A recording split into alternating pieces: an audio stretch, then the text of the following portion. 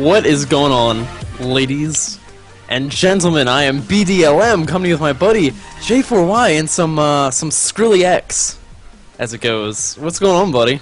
Man, if that wasn't the most... I wasn't talking to you, I was talking to Skrillex. Oh, I'll wait. Okay, go ahead, sorry. Oh, I'm gonna cut him off? Okay. Yeah, going good. If that wasn't the best music intro ever, you know, well, we had to think of ways to make episode 20 different than the rest. Episode 10 we brought in the third person, which was interesting. It was different. We'll put it that way. Maybe choose someone a little more personality. I don't mean to be rude to poor Bonk. He's a nice guy. Wow. But anyways, so we're like, you know Ben what? Stein was a gentleman and a scholar. You know what? Well, both of those actually, and also very boring, unfortunately. But yet he made a lot of money, so you can't fault the guy. I guess I'm fine if we're talking about me specifically here. My dinner, we got wrong orders, so that was disappointing today. What did you get? We got fast food. I'm not proud of it, but we got Wendy's, which is like the king of fast food, normally. But this one, it's always hit or miss. It's like you get that 50% chance. They either like perfectly, everything's good. You like because we ask for specific things on sandwiches. You either get everything right, or you get like the complete wrong order, like the guy two behind you's order or something. And I'm like, why can't you guys just be a little consistent? But what can you Excellent. do? Sounds flawless. It wasn't at all, actually. That's what I was trying to say. But okay. Oh, sorry, I was glad listening. you just went right over you. That's okay. Still listening to Skrillex. I realized because I cannot handle both doing this and watching the stream at the same time on my tissue paper internets.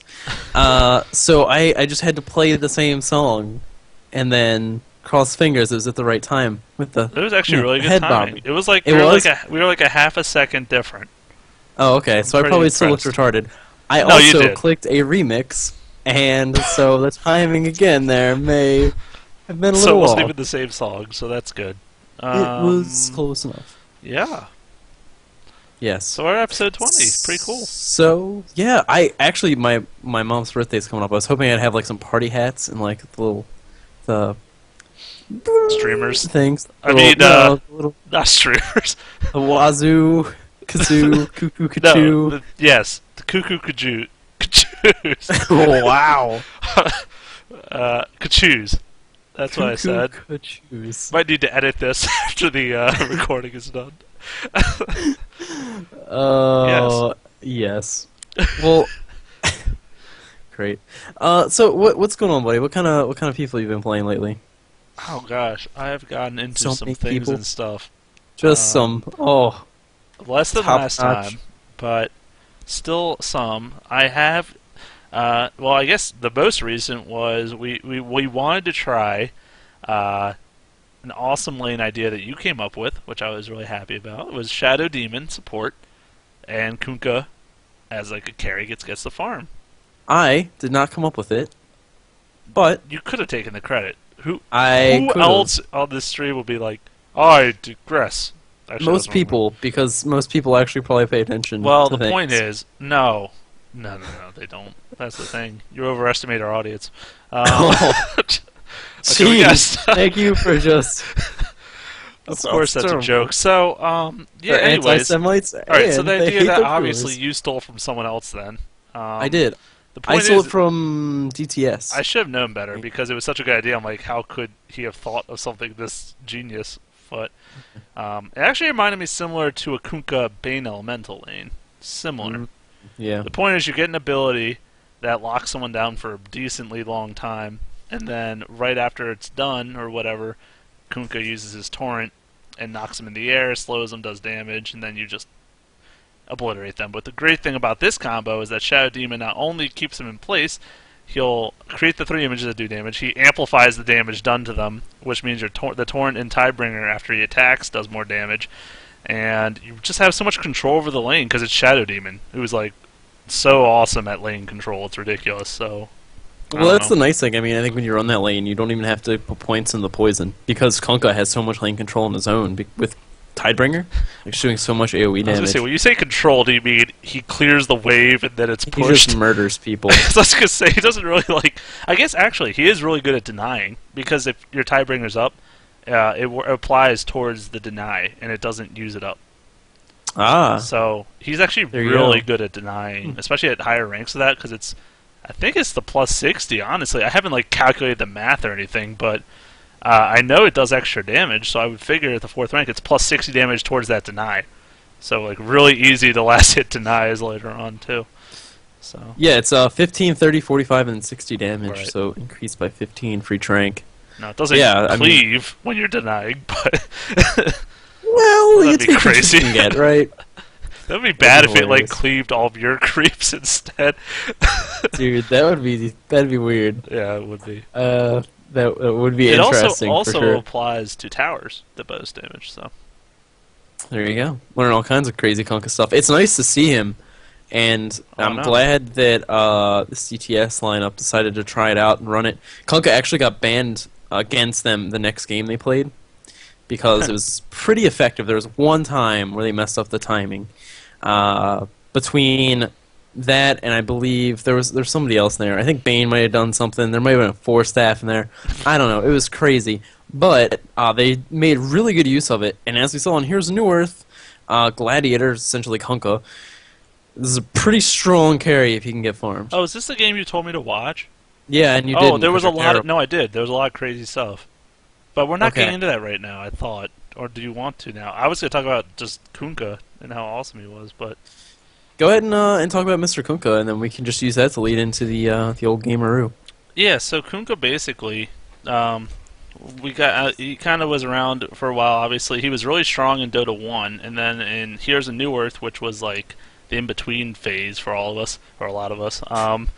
He was Gladiator was the port over, and he was picked up a lot as the hard carry. He would get complete farm, like they would tri-lane it, they'd give him utter complete farm, and then the mid-late game he would just be so tanky and strong from all that free farm that he could pretty much stand up to anyone except for maybe like a hero like Anti-Mage or someone that's just like even a harder carry late game, but even still he's just such a nice big bursty tanky hero that's maybe why he was so favored. And then up till now he really has just not even been on the scene at all, which is kind of disappointing. But now it's like, oh hey, we forgot about this guy that does awesome cleave damage and has CC and all the sort. He's like a tanky DPS that has good CCs. Like, what does he not bring to the table?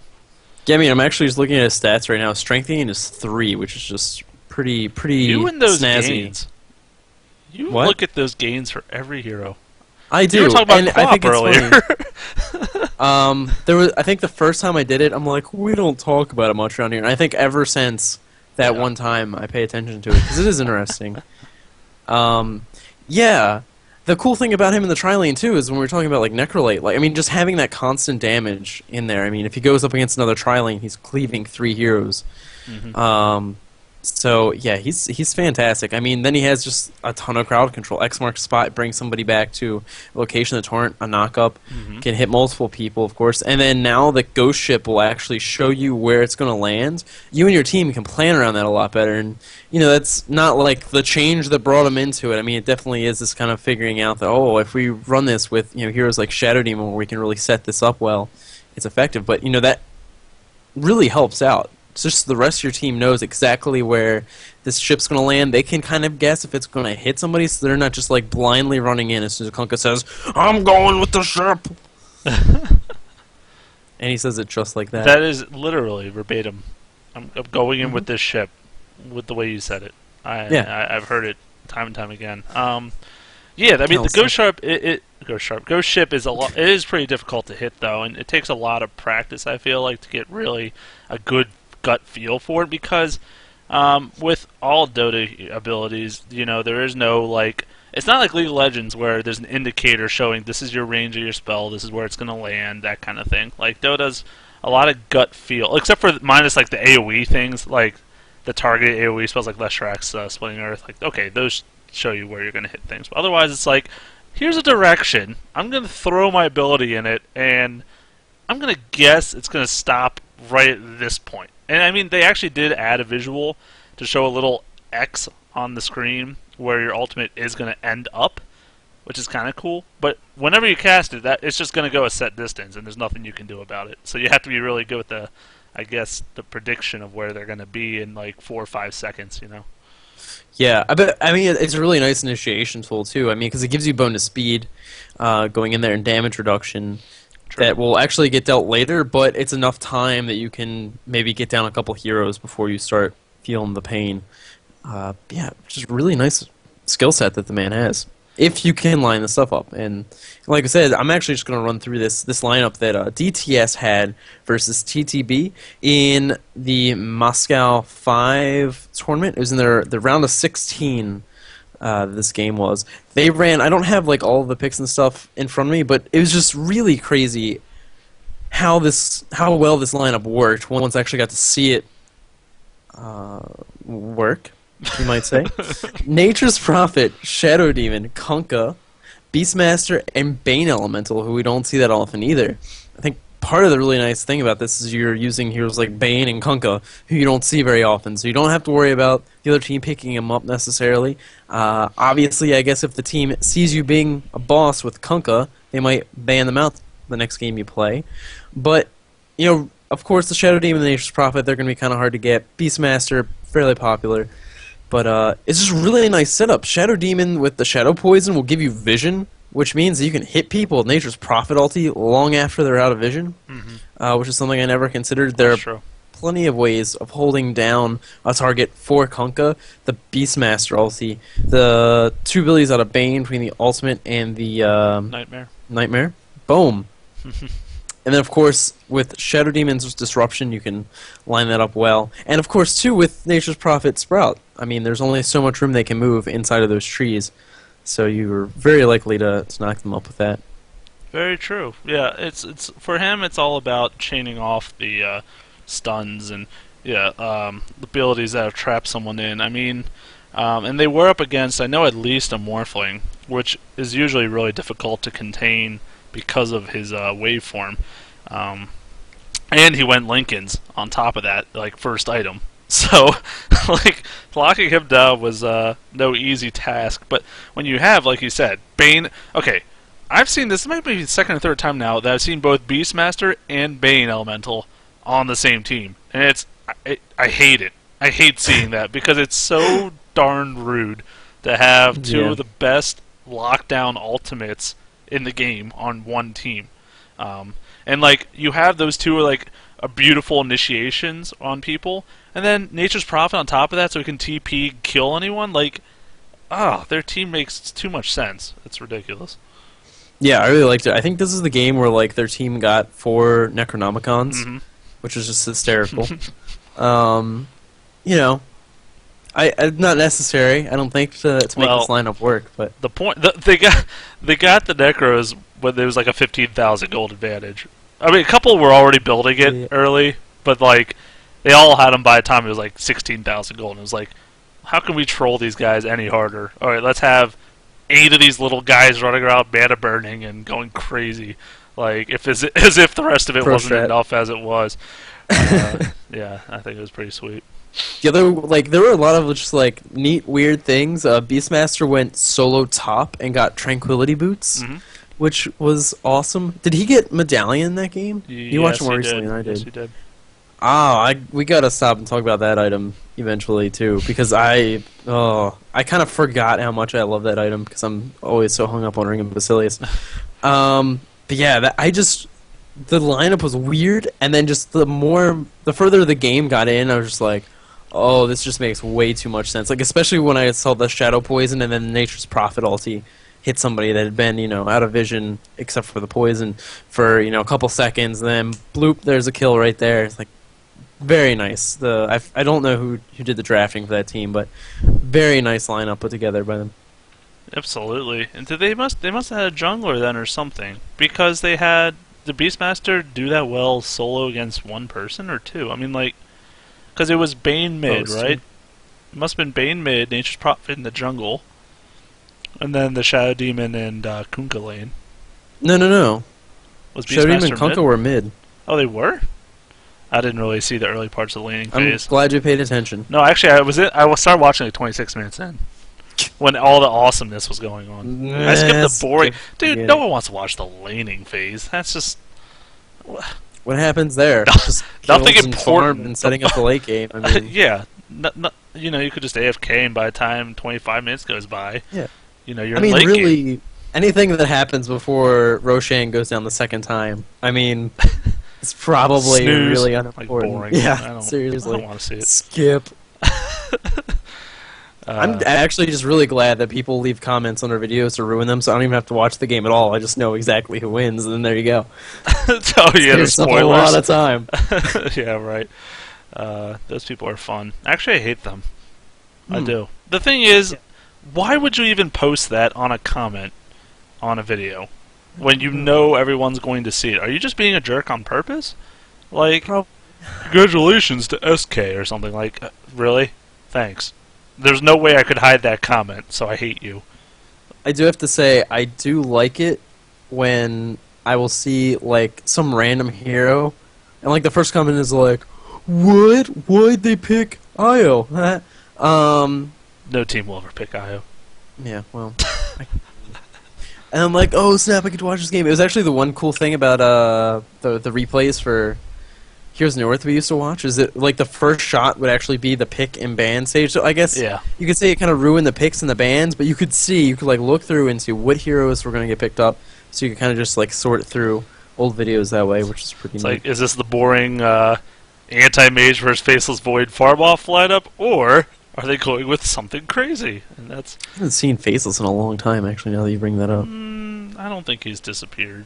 I think he's... The games we've been watching recently have been in tournaments that are not even...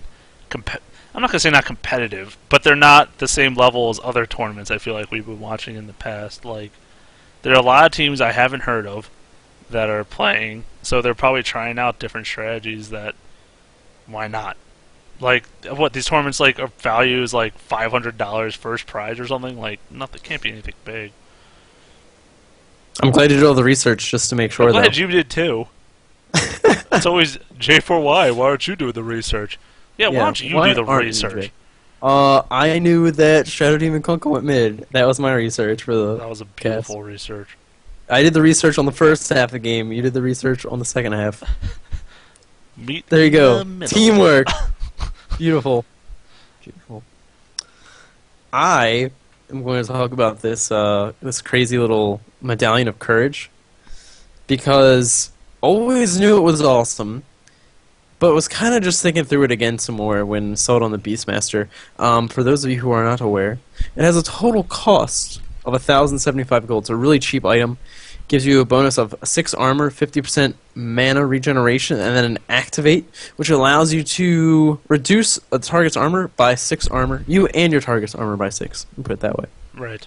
Made out of the chainmail, a Sobi mask, and then a 200 recipe. So the most expensive part you have to get for this is the chainmail, which costs 550. So this debuff lasts for 7 seconds. The item has a 7-second cooldown and a casting range of 800, so actually pretty far. I mean, I'll just get your noob thoughts on it before I actually tell you why it's good. I'm sorry, why are my thoughts noob? They just are. Wow. That was a grand statement.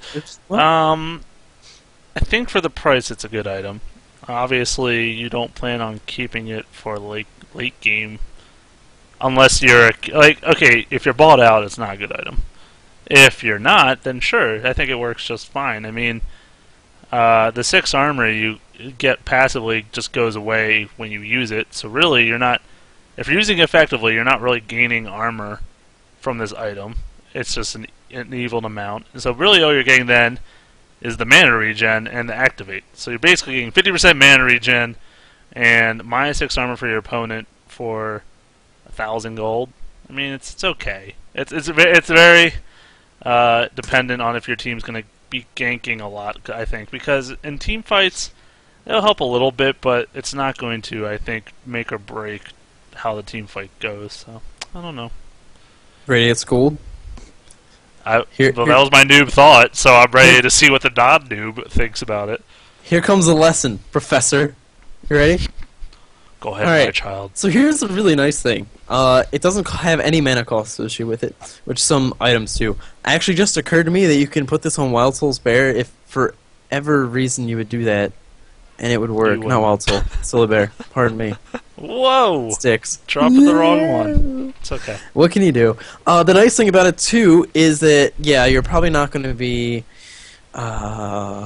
sitting with that armor because you're going to be using it to try and take somebody out. But on a hero like Beastmaster, when you use the ultimate, get that stun, you can really take down somebody quickly, which is really nice. Because it doesn't have a mana cost and because it's such a short cooldown, you can actually use it to last hit creeps as well, to just ensure that you're going to be able to get them. And of course, you can also use this item on Roshan, which is fantastic, because taking away 6 armor from somebody is quite a bit. Mana regeneration is of course always nice, especially on a hero like Beastmaster, lets you just wild axe all day, which is fantastic. And I really, really like it on that kind of initiation type hero. Are you focusing on Beastmaster? Because I want to counter-argue that. Alright, sure. So Beastmaster is normally... played middle, correct? We can agree on that? It happens. Normally. So therefore, if you play him normal, Bottle is more of a typical item on him. Because you can get the rune control with your Hawk. It's really easy too. Especially if... I did like the Tranquil Boots. I think that is the way to go on him. At least starting out, because the face boots aren't bad, but honestly, I like that he can go and roam a lot faster, and then use his ultimate, like initiate, a lot better. I think it's going to help him a lot. But the point is, I think the bottle is going to really give him most of the mana that he needs in the first place. So the mana regen aspect, meh. And like I said with the armor, you're not getting really the passive armor most of the time because you're using it, or that's the whole point of it. So. I do like it for the initiate. I guess you're right. The -6 armor can help the gank, but like I said, it really has to be. Your team has to be able to make good use of it. I don't know. The other nice thing too. If you're using it and you're going in on somebody, right? You're not going to have that armor. But what if you get ganked? Then you are sitting on that armor. So you can think about it that way. It's there when you would need it most, perhaps. But then whenever you're going to be having a team fight, obviously you're trying to kill the other team, so it's still a benefit. And it's going to be... Is that what you do in team fights? No. You just huddle up and pray. The nice thing, though, with this is you're still always going to have that armor swing. There was, I'm trying to remember what it was, Soul's Bulwark in Han? Yeah. Or essentially put out an aura that gave armor or reduced armor. So it's kind of a similar thing here, where it's either you're up 6 armor or they're down 6 armor. It's not worded the same way as the Heroes of New Earth item is, but it essentially functions the same way. And I mentioned that Vengeful Spirits used to get it from time to time, right? You did. Yeah, listen to you. Okay. Well, yeah. So, and the fact that the item is so cheap too, and 6 armor is significant. I think it's a really nice item to pick up. Well, I guess then the other way we can look at it is to compare it to what that 1,000 gold could have done instead. Because you're saying initially you get that after boots, I guess? So early on? Yeah. So instead of getting that, you could have either been halfway to a blink, which is the ultimate initiation for him, or you could have picked up an ogre axe or whatever, and then been on your way to... Actually, I don't even know why you pick up an ogre axe. That's stupid. You could have been. You could have gotten the wizard staff and been necro. I don't know what you want to build on your Beastmaster. The point is 1,000 gold, and you could have gotten one of those items that's on your way. So then that's how you really. That's how I would view it. Is what's the? And this is the economist in me likes to think about the opportunity cost. That is the technical term. Wow, dude, I didn't go to 4 years of college for nothing. I'm applying it all to episode 20. You're welcome. Wow. Opportunity cost.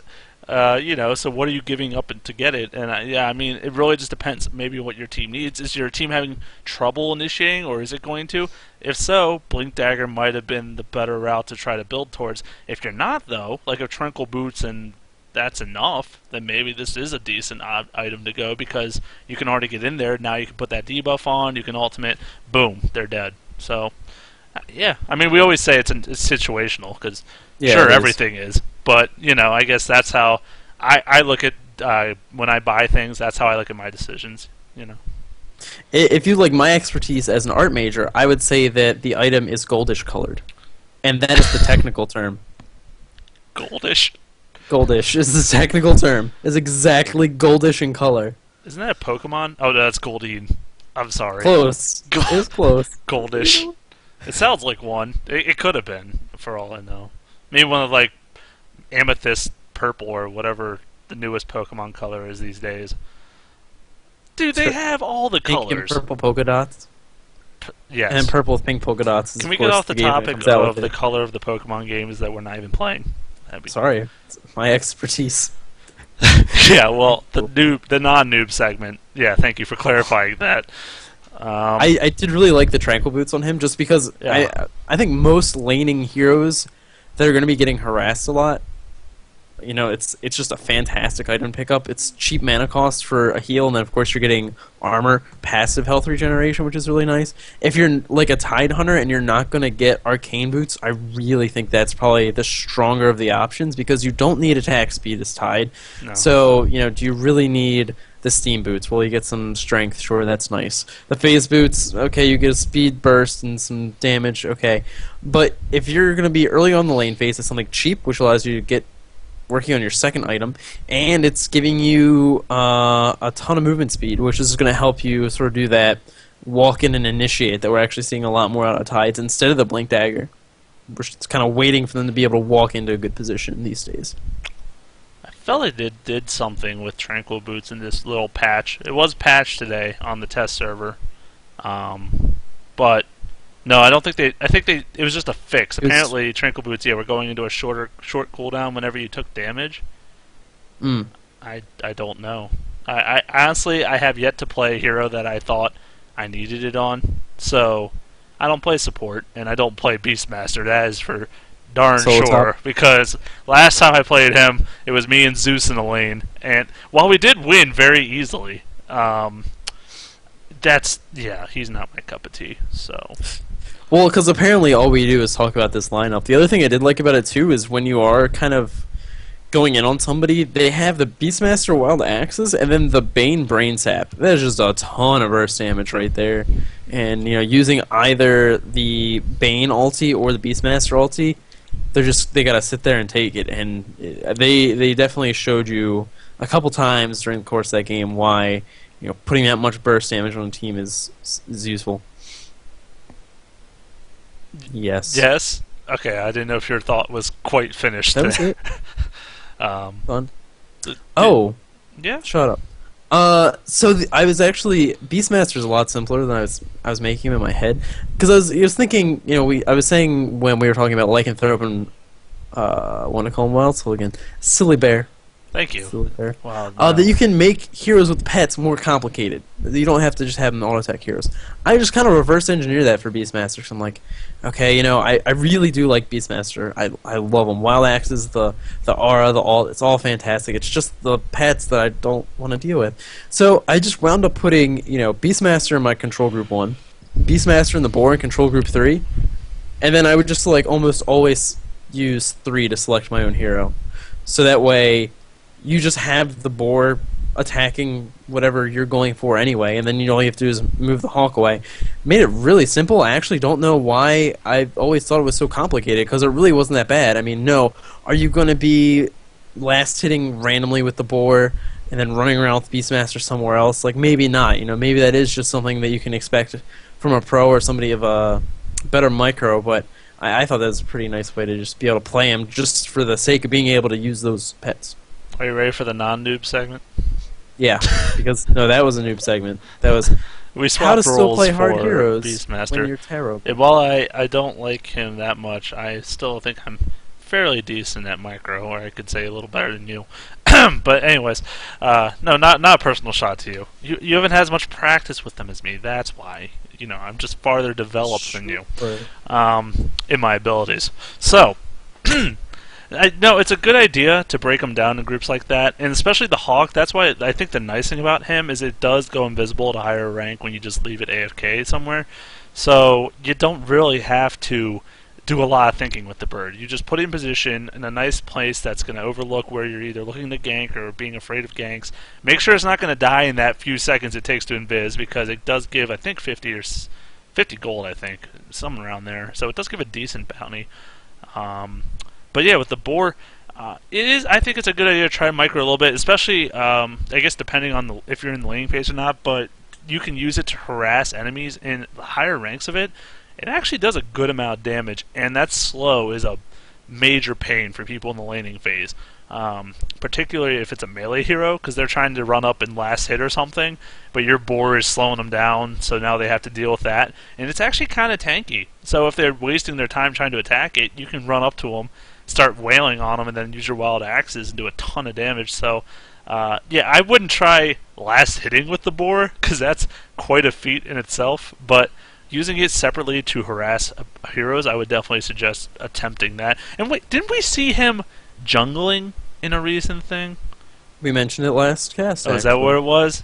It was. How, yeah, that's just kind of a crazy idea to go to a different direction. Because like I said, I normally think of him as a mid hero or a solo hero for sure, to rush that 6 and then set up ganks or whatever. But yeah, I mean, like by the time I got the boar, like I was doing a China build, and so when you get wild axes and then you go into the inner beast, the aura. So by the time I actually had the boar out, it was like I could just go in for a team fight or whatever, attack a target. Then if I had to leave, then I would hit 1 instead of 3 when 1 was just my hero by himself, and then run out. That way you're still leaving your quill boar on your target or whatever. And if he goes down in the team fight, like okay, maybe you give somebody a little bit of gold, but at least you're actually able to make use of him and, right. and the hero in general. Speaking of China, there's a couple of China news bits. They're off the old vine of grapes, if you will. I like to get my wine from there as well. So I don't drink wine. Anyways. Great. Unless it's from... Oh, crap. I was going to say Gragas Esquire, but that's a different game. How awesome would that have reference have been if we were talking about League of Legends right now? Anyways. That would be pretty good. It would have been had we talked about... Brewmaster! Brewmaster! Why didn't you just mention Brewmaster? Because he's not in the game yet, so my mind doesn't go there right now. You had your chance. You had it. You blew it. Anywho, China news. God, you got me all riled up now with drinking. I know. Yeah, so there's been a couple things. First of all, there's been a lot of talks of a couple, I don't remember the names, but they were big names in the Dota 1 scene that are now converting over to Dota 2. And these are like teams that are like serious, like paid salary, like dedicated hardcore. And apparently, yeah, they're coming over to the scene. And so I just wanted to throw it out there. We're probably going to see some step up in competition when we see more international sort of tournaments. Not so a lot of these have been more like focused on Europe or North America or this and that. But China, obviously the Asian countries, I feel like get kind of left out a lot on those because they're on the other side of the world, and maybe they have latency issues or they don't feel like it's worth their time. I don't know what the reason they don't play, but they're not involved as much, you know. There might not be like any. This might just be coincidence, but I remember when StarCraft 2 came out, that even like Koreans were really slow to make the transition. That they were really just trying to stick with StarCraft 1 as long as possible. And it's really like a lot of American people who were just like, "Boom, new game, let's just get on it," because it was already a really Korean. Well, it was already like that game was a Korean-dominated game. Like you weren't gonna get. Oh, wait a second. So are you saying the Americans and stuff wanted to leave it because they were just getting their asses kicked? Is that what was going on? I'm just saying, you got a new game where it's level ground, so that you could actually, It'll be at least 2 or 3 years before we get our asses kicked again. Let's just jump into this. We get to enjoy Hydra at the top of the ladder for a while, unless you cancel that command center. Sorry. Oh, man. Inside joke. Okay. Yeah. But yeah, I wonder if that's just coincidence or if it's a trend. That's definitely, I would think, part of it. And there's still European teams that didn't make the switch. Probably. That's true. But obviously, it seems like American and the European teams are a lot more open-minded to trying out the new game and being more involved in that. I mean, we did see, oh god, I'm blanking now. The Chinese team in the International. Who was that? eHome? eHome. and obviously they did very well. Obviously, needless to say, they made it to the final, so they obviously did pretty well. First round, right? And I think we've seen them sort of recently, and I wasn't really impressed with their performance. I'm not sure if they've been doing other things or what's going on, but they didn't look like the same team they did in the International, I don't think they're practicing Dota 2 as much. Maybe they're playing Dota 1 still, and that might be it, like you were saying. And I guess I can understand that. Maybe if, like, because we don't know what kind of tournaments are going on over there. Maybe they're having Dota 1 tournaments on the east coast of those continents. Yeah, mind blown. I was like, East Coast, what am I talking about? Would the continents you're referring to be Asia? I am Asian. No, you're not. Anywho. You're like just over the line. All right, I don't think you count. I'm a full quarter. And I'm not talking about in the pants. Anyways, hey, you have to make the joke on yourself, because if you can't laugh at yourself...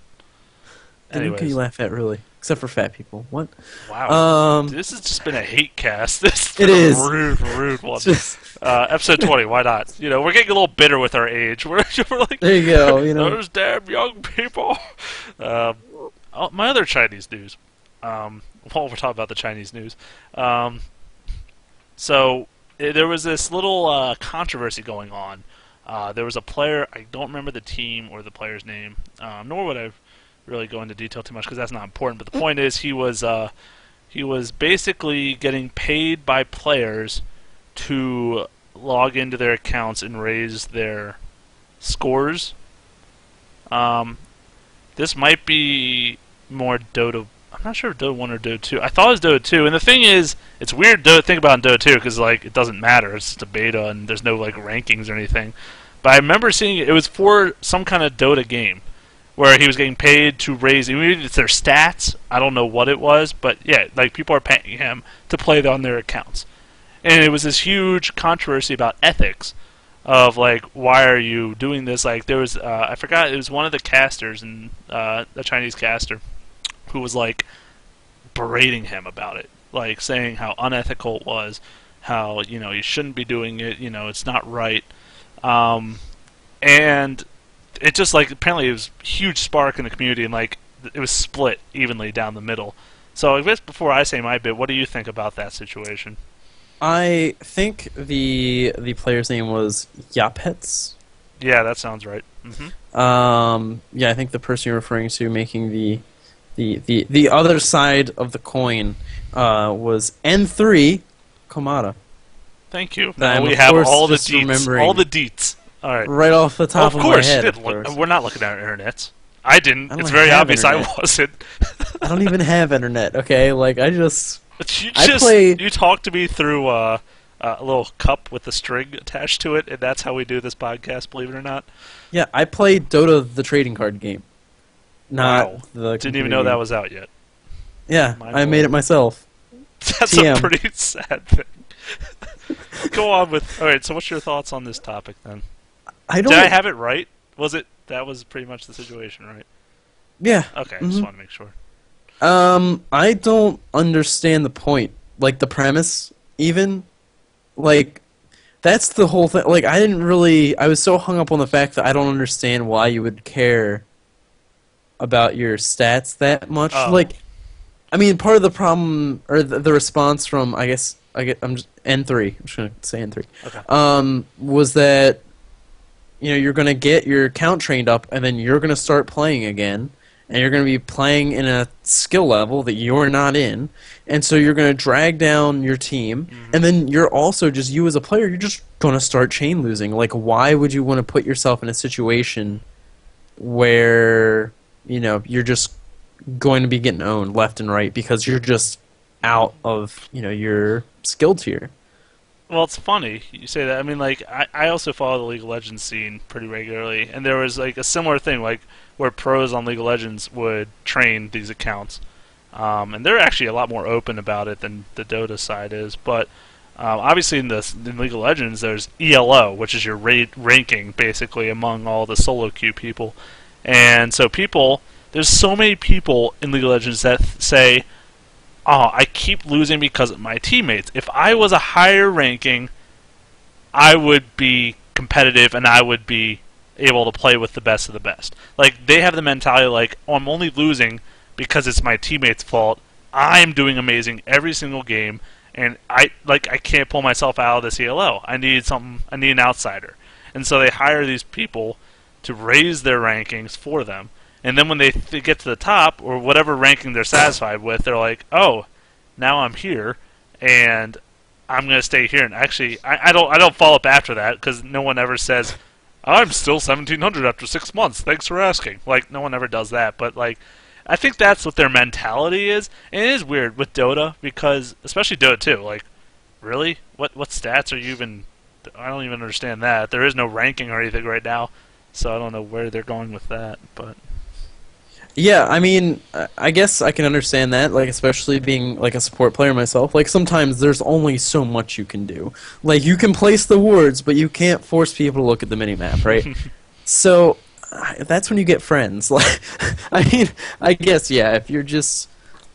If you can honestly say where it's like, yeah, I can't really make any improvements in my own play. I mean, you're going to have to play anyhow. Like, you might as well at least just keep playing at the tier you're in and just make sure that you can perfect your own play before you have to say that everybody else's is so bad that you can't get beyond your own station. If they think it's all their teammates, how are these people that are training their accounts getting them out of their thing? Right? They must be carrying the game on their shoulders. Well, yeah, but I mean, what if you're like a player like me, right? Like, I'm pretty good Crystal Maiden and such, but you can't carry with Crystal Maiden. So this guy, he would play anti-mage and just win all day. Or I could see it if you solely play supports or majorly. I can see that, but not a lot of these people don't. A lot of these people play anything, and they think they're amazing at whatever they play, solo, mid, carry, whatever it is. So I can totally see it if you're like, okay, support only. Yeah, I can't carry my team, but all these other players, they don't have an excuse, I feel like. Because if these pros can carry them out of the CLO, and if you think you're as good as them, or close to them, you should be able to at least raise yourself a good amount. That's my thought there. I don't know. Yeah. Alright, so are you saying you don't think it's... So you're going back to the original thing, you don't think it's... Do you think it's a problem that they're training these accounts? Like, do you think it's unethical for these pros to be doing that? I don't know. I mean, it's probably to the detriment of just the game in general, because you can assume that people who are so arrogant that they think that everybody else is just holding them back are probably not going to be doing so hot in that skill level. Like, maybe there are some people that really are just that good and can stay up at that ranking, but I sincerely doubt the majority of people that get their accounts trained up actually stay at that level. Right. So you are going to be dragging people down. But, you know, I mean,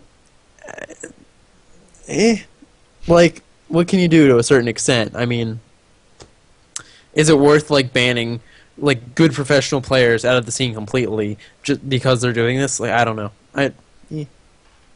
Okay.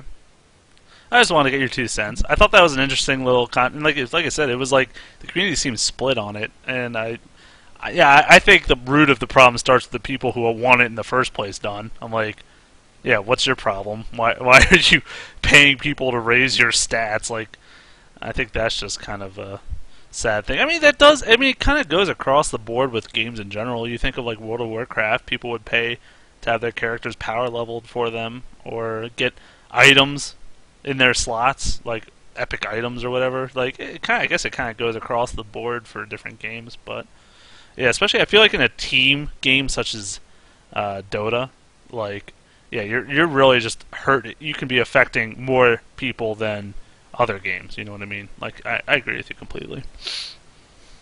Yes. So, like, I mean, I don't even know, like, what you could do to even try and... Like, how would you know, like, how... To prevent it? Yeah. No, you could... Unless you do, like, IP tests. Like, logging in, like, hey, I noticed you're logging in from across the country. Why, what's going on there? Like, besides that, like, there's really not too many ways...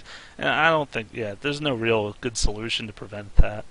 Yeah, and I mean, you figure it's not happening so often that it's affecting, like, every other game you play, so I'd much rather Valve spend their money doing just about anything else than trying to track down people who are, you know, doing that. Mm-hmm.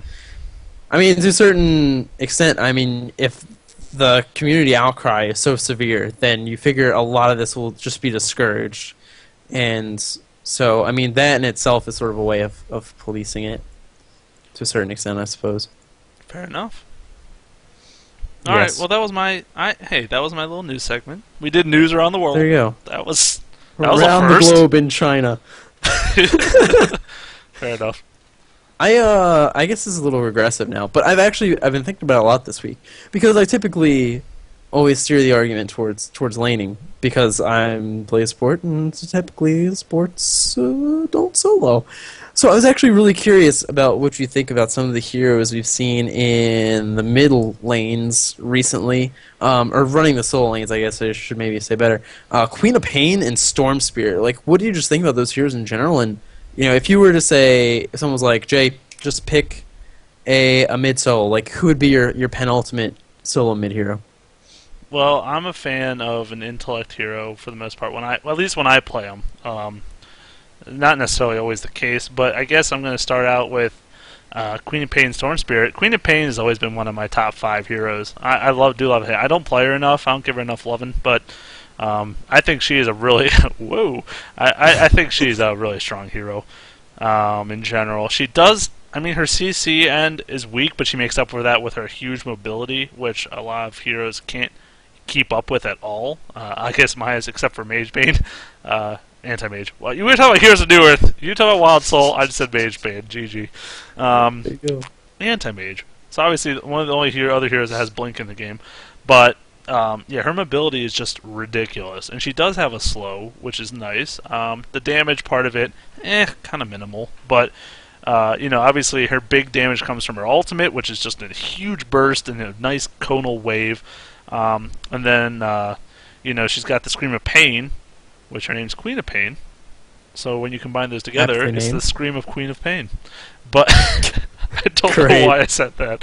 But I felt like it was necessary. Glad you did. But yeah, obviously it's a pretty small area. As we were talking about it, you were like, "What's the area?" I'm like, "It's like 700, right?" And you're like, "It's 475." I'm like, "It's in the range. It's close enough. Give or take 50%." I think you said. So, anyways, 475 area. So it's kind of small.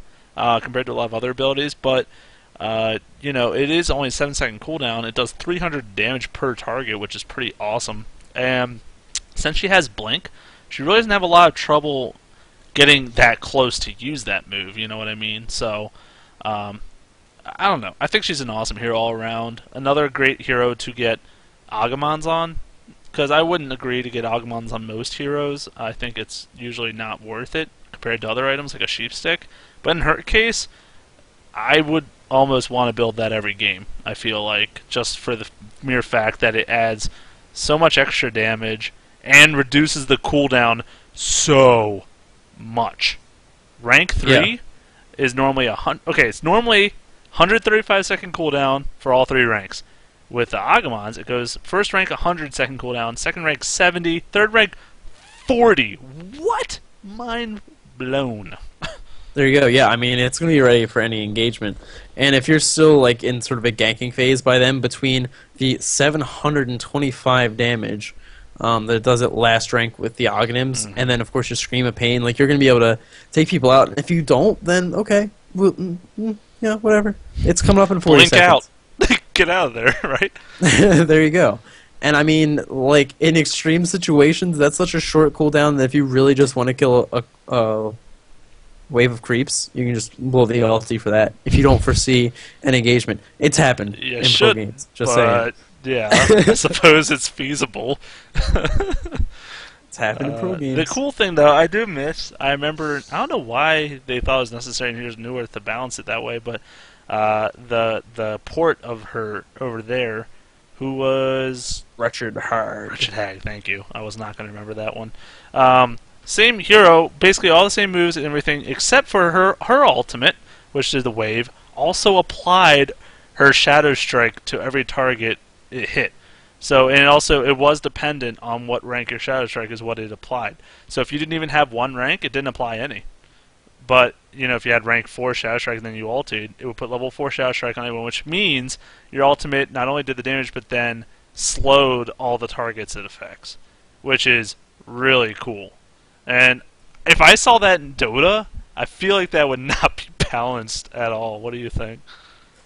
I don't know. I mean, obviously it would be doing a little bit less damage if it was applying the dot and the slow. I mean, yeah, it just makes her a little less bursty, I feel like. And, she already has the slow and the Shadow Strike. I mean, does she need an AoE slow? Not really. She is what she is, and that is front-end loaded burst hero that's really trying to take somebody down, get in there, and even initiate with that amazing amount of damage. Mm-hmm. So, I mean, I don't think she really needs it. No, she doesn't need it. But I was just thinking that would just kind of, that might even change her role a little bit to being, not as much about the upfront nuke, but also about some crowd control and fighting for team, like positioning, that kind of thing. It's just a different way to think about it. Yeah, maybe, I don't know about the numbers, so maybe the numbers were tweaked differently, like she does less damage with ultimate to get that shot. I don't know. I didn't look at that part, but I just thought that was interesting how that makes such a big difference, the way they changed that ultimate. Yeah, I mean, that changes the way that interacts with a lot of spells. I mean, then that means people might be just close enough for a Shaker ulti to get another reverberation. I mean, there are plenty of skills where that could really make a big deal, make Windrunner shackle shots easier to hit, stuff like that. But, as far as the Augment Scepter goes, I mean, yeah, I guess it really just depends on how badly you need a Sheep Stick.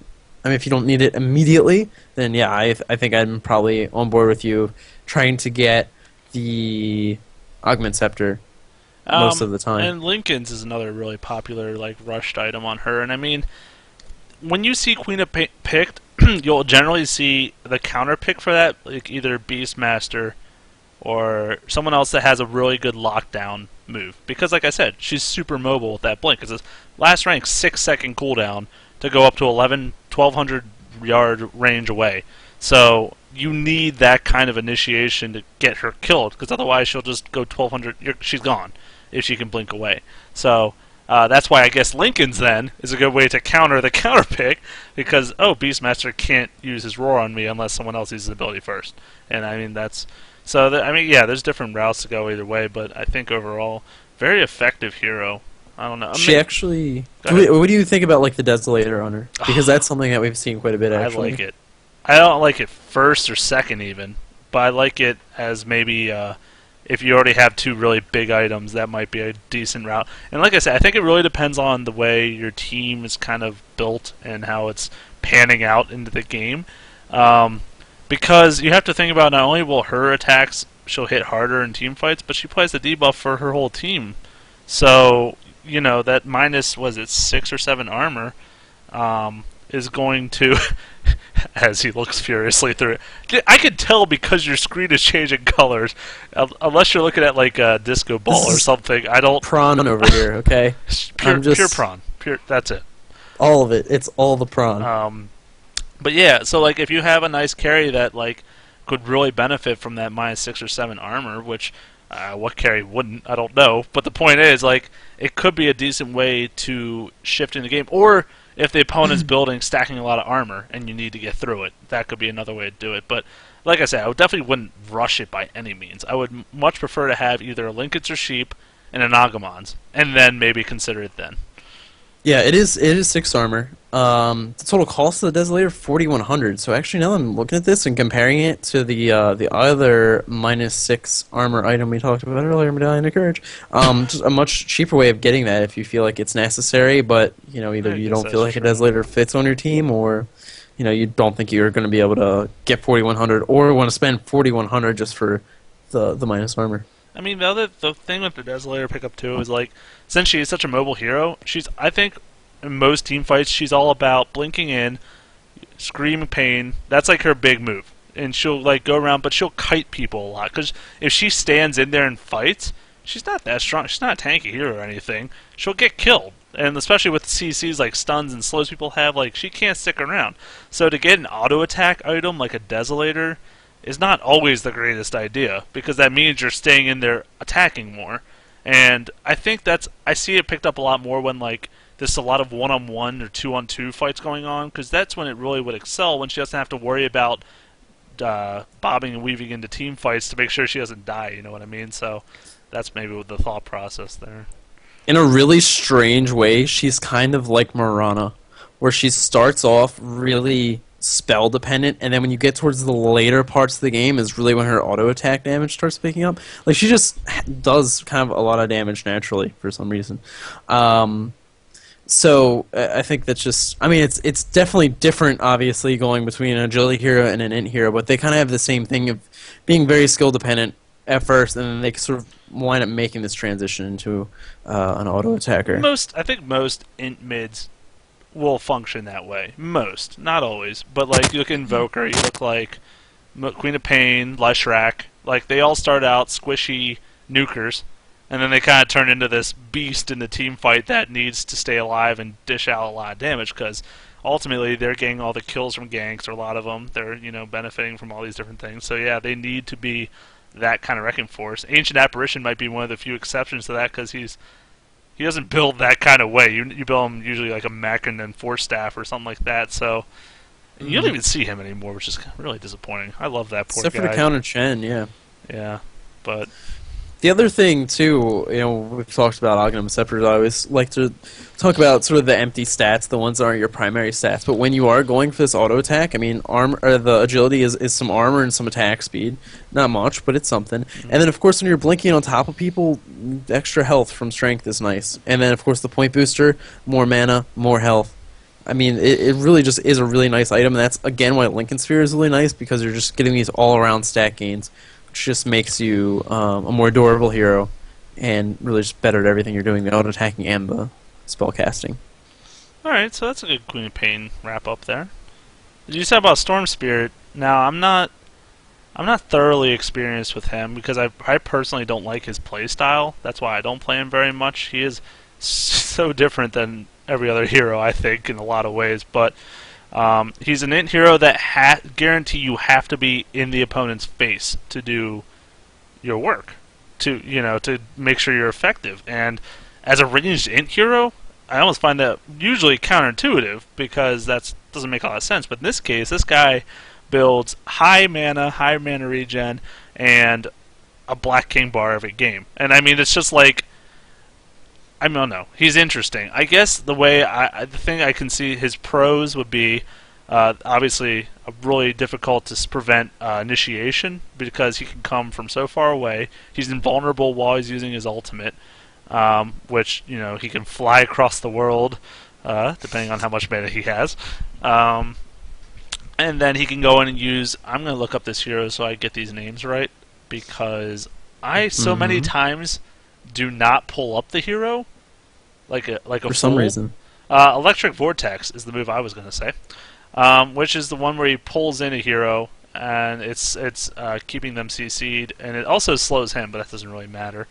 And then, of course, Stag Remnant, where he lays an image of himself, and that does AoE damage to everything around it. That's like his big nuking move. That with Overload, his third move, which anytime he casts spell, his next auto attack does like a AoE damage slow purge craziness, but not purge, wrong word, because don't think of it like a purge. It's not like Shadow Demon's purge at all. No. Yeah, it puts Shadow Demon's purge on every target affected. That'd be pretty balanced. Hard counter to Omni Knight, as it turns out. Oh, poor guy. Oh, that would be rude. Now I'm thinking like Priest Master Spell if a hero got that ability. That would be pretty funny. That would be silly. We'd never see Omni Knight again. No, he would be permanently kicked out. But yeah, I think it's just his playstyle is so crazy that I don't necessarily like him. But I feel like if people can play well with like using the timing the ultimate to not only avoid like abilities like stuns or nukes or whatever, because like I said, you go invulnerable during that time. So if you can time that right, if you can hop over terrain with his ultimate, like he might be the most mobile here in the game purely because of his ultimate. Obviously being limited by his mana, but I don't know. What are your thoughts on him? Do you want to see him picked up more? I mean, he's cool. He's one of those heroes that never really comes in or out. He's just kind of there on the fringes, and we get to see him once in a while because, I mean, he was picked up in the International as well. Probably more so then than now. Yeah.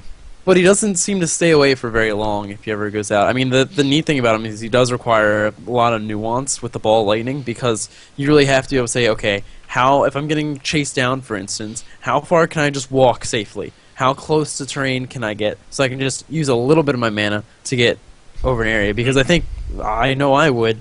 As soon as you are in harm's way, you're gonna be like, ball lightning, fountain, go, and see how close you can get. But obviously that's a bad thing because we'd like to have some mana in case you need to like turn around and maybe try and counter gank the people coming after you, or anything you can do with mana. No, the fun part about his ultimate is if you're this bought out is going in the fountain, ulting all the way to that neutral spawn that's really close, killing them, and then ulting back and getting your mana back. I used to do that. I don't know why. It was a big wasted probably time and money, but I thought it was awesome. Like, yeah! Back! I don't know. Yeah, I mean, a lot of crowd control, a lot of CC, and if you have the mana, you can do a lot of damage with just the short little burst ball lightning and then the overload attack. So, it's very nice here. So who is your like go-to mid hero then? Well, Sniper, isn't it? Well, it's always been Sniper. Me and Sniper. Actually, I don't think I have one game played as Sniper. And that's really disheartening that I don't have one game played as him. Maybe that's a sign that I need to not play him still. Oh. So, my hero, besides Keeper of the Light, which isn't in the game yet, I mean, that's just going to be... You'll have to accept that. Just like I have to accept your IO Treant piece of... I don't want to get into it. I would say it's between the Queen of Pain or Ancient Apparition. But the thing with Ancient Apparition, like, he was... When I started playing him when Dota 2, we got that invite, like... I couldn't stop playing him. I loved how he worked. Like, he was so fun to harass, and you get really easy kills, I feel like, setting up early, and then your ultimate's just so fun to use and try to use well. He's always been like one of my top favorites to play middle, but as of recently, that's kind of been not the case as much. But I still think he's a really strong hero. Windrunner's another one that I think is a really good middle. But the thing is that she won't get used there in most games, especially pro levels, because there's tri lanes where there's a solo lane in like top or bottom. So that's where you'll put the Windrunner then, because you have all the trees accessible, you have all these other things. So that makes a lot more sense. But when we play in our games, it's like always 2-1-2 usually, like 90% of the time. So when you want a solo lane on Windrunner, you go middle, and she can still do really well there. Shackle shots on creeps isn't that hard to accomplish, and power shots just, super strong. And then not to mention her ganks and side lanes, like really easy to set up there. So I don't know. I actually, that was my first game when I played the beta. Was Windrunner middle, and I went like 10-2, and it was awesome. So. And then I was hooked. I was in from there. Yeah. There you go. How about you? If you had to choose a middle that you don't play ever, which one would you choose and why? Oh, Death Prophet. That makes sense. Yeah, and the reason that I would do that is because she's Death Prophet. Well, I think it's a pretty strong answer, actually. She's very quick. So even though she doesn't have the sort of blink potential, she can maintain room control over some heroes. Of course, AoE Silence is always fantastic. The Exorcism is just a bajillion damage. And Bloodstone is just a fun item to have, because then you can just do whatever you want. It doesn't matter, because you have all the mana regeneration in the world if you're doing well. She's just good for being able to burst people down. She's good constant damage out of a team fight, and a good pusher as well. I think that's just the answer. I'm trying to look to see if there's anybody else. With the Death Prophet, we said we predicted her getting used more because her ultimate got buffed. Or fixed. Or whatever you want to call it. Yeah. Wow, we were royally wrong on that one. Maybe the first time we've ever been wrong about anything. I know, isn't that sad? Maybe they missed that cast that week. They were all on vacation or something. Yeah, I guess so. Those captains just need to tune in more often. I don't know. There you go. I mean... Yeah, I think that's it, man. I mean, Silencer, I would be interested in just seeing him more often. I feel like there's some way to make Lena useful. I'm not... Of course, she's bursty. She's got potential, of course, as every hero does. I feel like she's similar to a Tiny, where if you can go and get a really fast Blink Dagger, you can set up ganks so well. Because a lot of her issues is her stun does take a little cast time, and it's like if someone sees you coming up, they'll be able to get out of the way a lot of the times. Similar to Leshrac too, I guess in that sense. But she can get that blink, boom, set up your spell. Like by the time they see you, you're already stunned. She does her combo, you're probably dead or close to it. So I don't know. Like that's kind of a fun way like to rush a blink dagger on her really quick, like you do a Tiny, and then combo people and just kind of snowball the game from there. But yeah, we're probably not going to see. She's not a really good support in my eyes, just because she only has the one CC, and that's it. That's all she does for her team. So yeah, I like Tinker too. We see him once in a while as well. I mean, he's a strong pusher. He's a really good turtling as well, because you can just rocket, rearm, rocket, go back to the fountain, and then TP back if you get the bots. I mean, he really is dependent upon those bots. But you know, March of Machine's really good for just team fights. Just does a ton of damage, and also for pushing as well. So I think I would probably say between Tinker and Crobalist. You know who I used to run middle all the time in Dota 1? Dazzle. Wow, yes. I'm just awesome like that. Did you play those games with me or something, you creepo? Get out of my head! What are you doing in there? That was creepy, but okay, yeah, Dazzle. Of all the heroes, really? Okay. Do you want me to tell you how you use them too? No, I don't. I can tell you how I used him incorrectly. Go for it. I like it. So I ran in middle, which was the first step. And that was also back when his ultimate was Shallow Grave. And it was different. It was way different. So that was when his ultimate, basically, if you cast on yourself, it lasted, I think it was like a minute or a minute and a half on whoever friendly player you cast it on. If they died within that time period, they lost no gold, and they respawned instantly in base. Which is, well, you wonder why they changed him around. Yeah, that's why. It was a super long cooldown. It was like 8 minutes or something in the first rank, and it went down. Oh. But it was super long. But because of what it did, it's a free ank, essentially, is what it is. So, anyways, I like to have him. And yeah, I would just max out usually the Shadow Weave, but sometimes the Poison Touch, depending on the hero you go against. But usually the Shadow Weave, and I'd run up in melee range and just heal the wave and do tons of damage, and it was awesome. And then I'd rush Scotty every game. I would rush Scotty, even though I had Poison Touch for slow. I would just go for a Scotty, and usually win every game. It had probably zero to do with the Scotty. Probably 0.0 if I had to use exact estimation. I could have probably spent that gold any other way, done a lot better, but I always went that Scotty, because I love that item. I think I need to tempt you with beer into doing this again in Dota 2. My team just to would see... get so angry. Yeah, who cares? So furious. Worst case scenario, your stats drop, you just get some professional Dota player to train your account back up. What's the harm, Do you got really? that guy's contact number? Because you said you had his name. I could just go by that, right? That's generally the case. Okay, well, I think I'll agree to play a mid. I don't know about rushing of Scotty, and you have to also keep in mind his abilities were different back then. I'm trying to remember now what his W was, if that was his ultimate before, because I'm having trouble remembering. I don't know either. At all. Well, I'm gonna think about that. Okay, look it up while you talk about another thing. What were you thinking about? What color was the sky today? Blue. It didn't look blue to me. Actually, it rained a little bit here, and I had to be outside for class for it, unfortunately. No, thanks for the no segue. I'll do just fine without That's one. what I figured. Wow, nope. really? You got nothing, dude? I got nothing. I mean, I don't... Can you at least ask me a question? That'd What be great. do you think? Yes. I had a really cool question I was going to ask you later in the cast.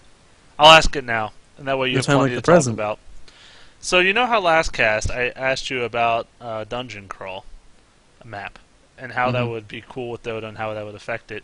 Now, let's imagine that Dota was turned into a board game. What would be the objective, and what would the setup kind of be like? Think about that. I know. I'm awesome at thinking of ideas. What do you do at work? If That's not the question at hand. No, it's not your turn to ask me questions here, okay? Go ahead. I don't know. Are you serious? Actually, I gave you a beautiful question. If Dota were a board game, the objective would be to kill the enemy king, and so you'd probably want to use your rooks and your queens as best as possible in order to kill the king. Please. Alright, so here's what you do, right? It's up like Candyland. Alright. So, if you roll Nature's Prophet, though, you pick him as your hero, every time it's your turn to draw a card, right, you get that like, one crazy card in Candyland where it was, like, double blue or something, and there were, like, 4 blues on the map, so you could just go, like, right up to the king. So you just be like, oh, double blue, TP, and then you just go kill somebody. Much beyond that, I haven't, believe it or not, given it much thought. I don't know Well, I wanted to spring-load it on you. I was hoping that our special guest would be here to think about that question, too, but it's just... sucks. I don't know. I thought there could be, like, interesting ways they could go about developing a board game for that. You go the action figure route, and so you get the little like Warhammer 40K? Huh? Like Warhammer 40K? No, that's not at all what I was going to say. You get like the little gun rocket launcher plastic toys, and so that's how you would do Mirana's skill shot. Right? I mean, you have to literally shoot the hero from across the board. I think that would be gorgeous. It'd be amazing.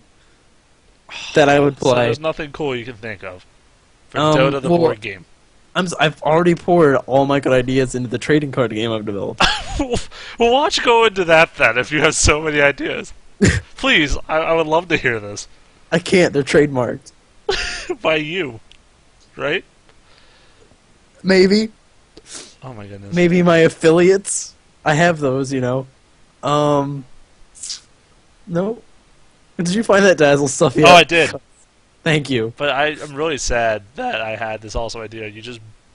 what was your awesome idea? Okay. So essentially, Weave, which is his ultimate, pretty much switched places, but this is what they kind of did. So Weave was his ability, like his W, which increased or decreased armor by 1 pulse, 4, 8, 12, 16 pulses over 17 seconds, and you could cast on either an ally or an enemy. So it's one target instead of that AoE it is now. And then the Shadow Grave prevents gold loss upon death and revived 40% faster, so I wasn't completely accurate about that. 40% faster, which is still a lot. And dealt 150, 300, 450 damage to the killer. And that buff he puts on people lasted... No, that can't be right. That can't be right at all. This guy's saying it lasts 6 minutes. Yeah, no. Yeah, no. That is definitely definitely not right. But yeah, this is interesting. That's how I used to play back then. You never level up Weave, not until later, because you're like one target to increase or decrease armor. Maybe, but it's a lot better now. Let's just say it that way. Dezo instead of Scotty, and then you could just been. Then I could have trolled all day. Yeah. Okay, I figured it out. Here's how you do Dota the board game. You ready? Yes. It's actually a series of board games that are already out. So what you do is, right, for the laning phase... Shoots and ladders? Hungry Hungry Hippos. And that's how you determine your farm.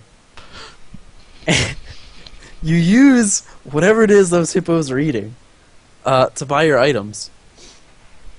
That's all I've got so far. They're generally marbles when you play. Well, but why is a hippo eating marbles? Because he's hungry. Did you not get that from the title? He's hungry. I thought the marbles had, like, murdered his father and, like, there was all this drama and backstory. There was. But they don't like to talk about it because they're hungry, mostly. So they're just... Oh, alright. They want to eat. They'll talk later. Just let them get to the marbles, okay? Well, that's what I got so far. Well, that was a horrible idea. Thank you. A mixture of Candyland and Hungry Hungry Hippos. I'm so glad you're the genius on this cast. Glad you came up with the creative art guy. I give you a canvas, and you give me like one stroke of red and call it done. Like that's all I see right now. I'm a minimalist.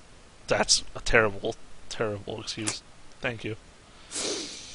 Anyway, I think it's interesting neither of us picked Pudge for mid heroes. Because I don't like Pudge.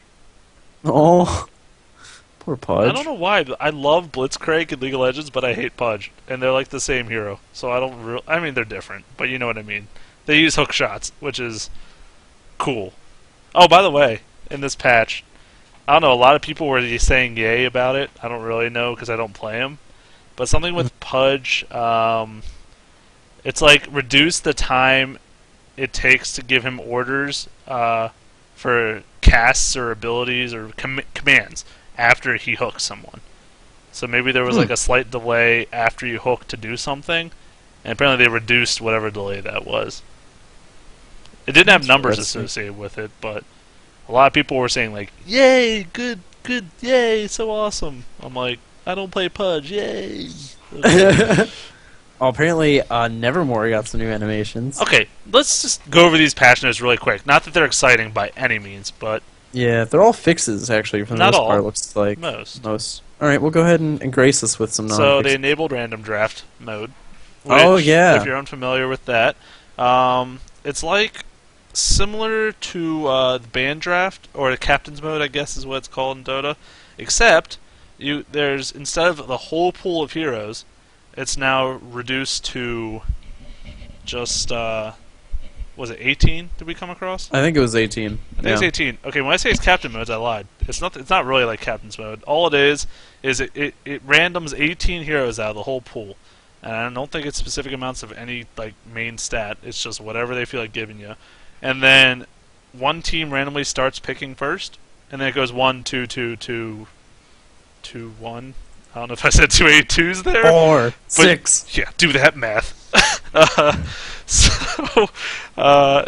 It's interesting. It's another thing. It's like kind of like SD or All Ram, one of those modes. It's just for fun if you don't really feel like making too much of a decision. But that one's more like, okay, I don't really want to decide what I want to play, but I kind of want to have some control. It's like I don't want to go all random. I want to see what's out there and kind of base it on that. So, yeah. I don't know. Do you like that mode in some regard? I do, especially because sometimes I just get like way screwed over by SD. You know, it'll be like Shadow Fiend, and then like Storm Spirit. Who? No, thank you. And then like I don't know. If, I can't think. Like actually, Pudge would be a good example of a strength hero that I just don't want to mess with. So it is nice because it's like you said, it's a limited pool. It makes your decision making a little bit easier. You know, you still might have some weird heroes to pick from. Might be hard to build a team out of still, but yeah, I think it's definitely an interesting way to play. That's for sure. Another thing, they enabled Lone Druid in Captain's mode. Although, like I said, this is, I believe it's in test server. Although that usually only takes a couple days to move to the live server anyways these days, but. So it looks like he's coming in really soon, which is really exciting, because I think he'll be picked up. I'm hoping he'll be picked up. We've already seen Lycanthrope in there getting banned and picked and everything crazy like, so I don't see this being... I mean, like, he is obviously a lot different, and we discussed that in one of our episodes, but I still think he's got a good potential in this meta, so we'll see about that. I don't know. You see him also being picked up, probably? I don't know, it'll be interesting to see. I mean, there's definitely potential. I mean, like we said, we've seen that type of hero before. I don't know. I mean, he definitely has potential to fit in right now. We'll just have to wait and see. It is nice that he's coming in, though. Even though we're not getting like a new hero, we are getting something to sort of augment professional play, though, so that's something. Definitely. Another cool thing about Lone Druid, while we're talking about him, apparently there was a bug going on where his Entangle was not affecting magic immune units or interrupting channeling spells. So it's supposed to do that. So in case you didn't know that about his Entangle from his bear, it's supposed to not only prevent or stop magic immune people in their tracks, which is actually a pretty awesome thing to consider, especially when he's up against heroes like Lifestealer or Lycanthrope, or people that just go with their BKB or whatever magic immune they have and they just wreck your whole team. Well, if you could get a lucky Entangle proc, he's not going anywhere. And that could be extremely useful. So, when you consider how many abilities and spells affect magic immune heroes in this game, it's very low, obviously. A very short list. So, now there's another one, I guess. I actually just was thinking, when Lone Druid came out, we didn't mention it in our cast, but in Dota 1, you could only have one hand of Midas between you and the bear. But apparently in Dota 2, you can actually have one for each, and they don't share a cooldown. And I was actually looking through here when you said that, 'cause it made me think about, if they had fixed it or not. They did not fix that bug. Perhaps it's just something that they kind of always wanted to have and just weren't able to because of the War 3 engine. But now it appears that, that's still up on the table, whether it's a bug or not. It's still something that you can do as a Lone Druid. Huh. I never knew that. It's great to learn. Because knowledge is power. Sorry, I was trying to see if there's anything else that was really cool, and there's really not too much. I don't think so. Sadly. I don't see anything else myself. Yep. Well, unless you have anything else, buddy. Any other, board game, Jenga, Dude, they updated perhaps? Nevermore's animations. I said that already. No, you didn't. They're terrible. No, you didn't. His Oh, Shadow Poison projectile effect? Shadow Poison from Shadow Demon? Hmm? Apparently And Shadow backtrack? Demon's effect... Yeah, and the backtrack effect. What I was going to get to that one. Gosh, that's my third one. No, I think that's I think that's pretty much the end result of this cast. the old Castaroo. Episode 20. Thanks for joining us, guys. Thank you for joining into any of the other episodes, too. It wasn't really a big birthday bash. No. I have to imagine the quarter century might actually... We'll be plotting. Don't worry. As always, you are welcome to follow us on the Twitter, the Facebook, the YouTube, where we can actually see you guys watching. Thank you to everybody who stopped by there to watch our videos. We will see you most likely again on a Wednesday of next week. Talk to you later, guys.